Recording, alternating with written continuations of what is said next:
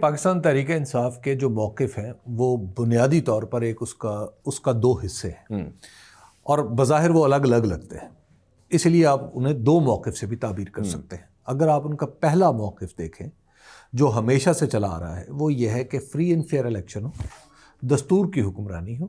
اور جو مقبول ترین قیادت ہے اس کے ذمے اس کو اقتدار دے دیا جائے۔ یہ ایک اصولی بات ہے جو مسلسل پاکستان تحریک انصاف دہراتی چلی آ رہی ہے۔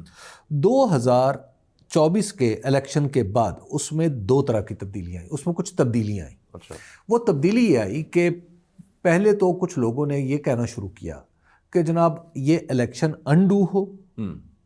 اور ایک نیا الیکشن ہو،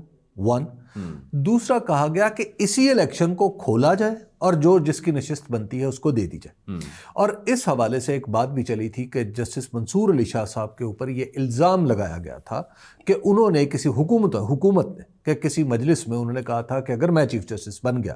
تو پھر میں اس الیکشن کو کھولوں گا، اور اس کا نتیجہ یہ نکلا کہ ان کے چیف جسٹس بننے سے پہلے 26ویں آئینی ترمیم کر دی گئی کہ کہیں ایسا نہ ہو کہ وہ چیف جسٹس بنے اور الیکشن کھول دیں۔ اتنا خوف تھا کہ یہ الیکشن کھل گیا تو پھر فارم 45 اور 47 جب سامنے آئیں گے تو بہت ساری پگڑیاں اچھلتی دکھائی دیں گی۔ کے لیڈرز کہتے تھے نا کہ آپ کو یاد ہوگا محفل میں بیٹھ کے کہ ہم افورڈ ہی نہیں کرتے کہ چیف جسٹس بنے منصور علی شاہ صاحب، تو لہٰذا ایک تو یہ حصہ تھا۔ اس کے بعد پھر پاکستان تحریک انصاف نے ایک معاملات کو آگے بڑھانے کے لیے رعایت دی تھی جس میں انہوں نے کہا تھا کہ نیا الیکشن چاہیے، پرانا الیکشن میں جو کچھ ہوا ہم اس کی سزائیں معاف،